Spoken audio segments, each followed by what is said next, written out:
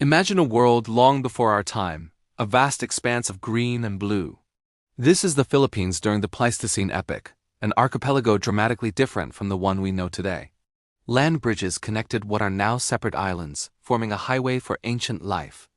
The air was thick with the calls of strange beasts, and giant volcanoes painted the sky. It was into this wild, untamed paradise that the first whispers of humanity would arrive, not with a bang, but with the quiet, determined footsteps of pioneers who would forever change the story of this land. Who were they, and how did they get here? The answers lie buried deep within the earth, waiting for centuries to be discovered.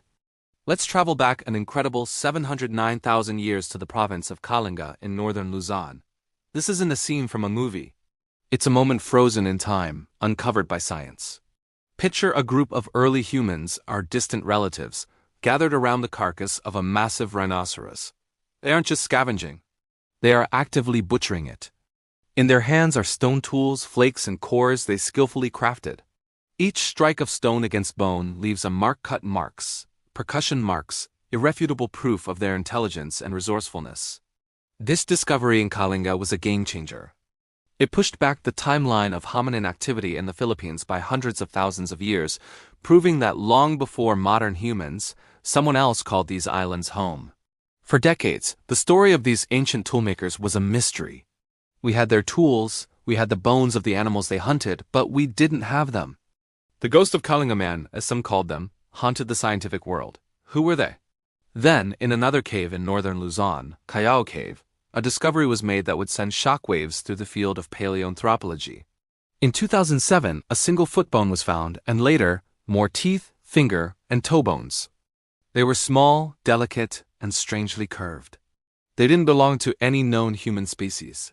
After years of meticulous study, in 2019, the world was introduced to a new member of our family tree, Homo luzonensis. So who exactly was Homo luzonensis? The fossils paint a picture of a truly unique individual.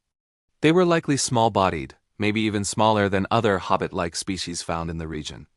Their teeth had a strange mix of ancient and modern features, some resembling Australopithecus, our very early ancestors from Africa, and others looking more like ours. But the most fascinating parts were their hands and feet.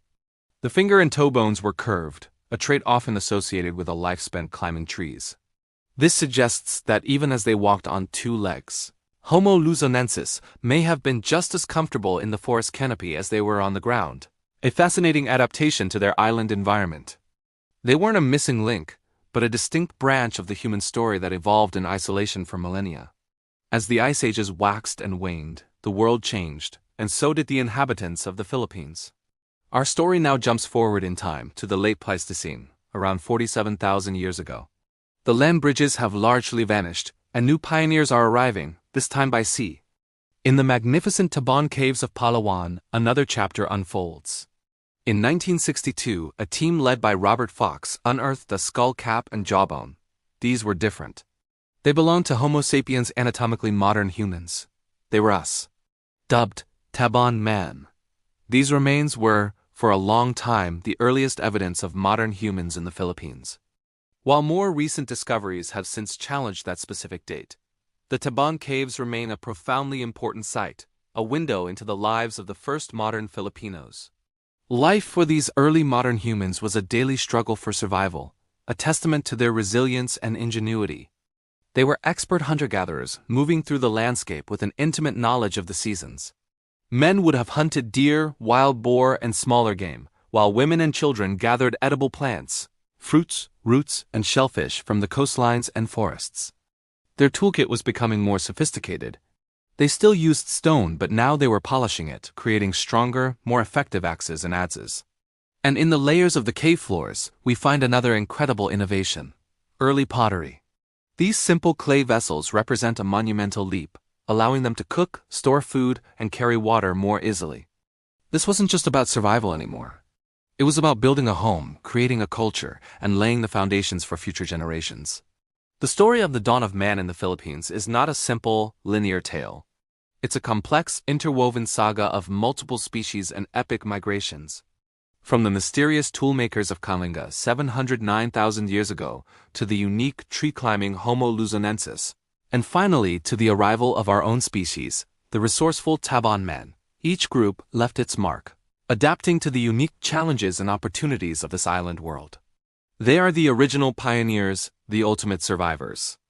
Their legacy is not just in the fossils and artifacts they left behind. It's in the very DNA of the Filipino people, a deep and ancient heritage that speaks of endurance, adaptation, and the timeless human drive to explore the unknown. The story is far from over, and with every new discovery, another piece of this incredible puzzle falls into place. Thank you so much for joining us on this journey back in time. If you found this story as fascinating as we do, please hit that like button and subscribe to our channel for more deep dives into history and science. We'd love to hear your thoughts in the comments below. Until next time, stay curious.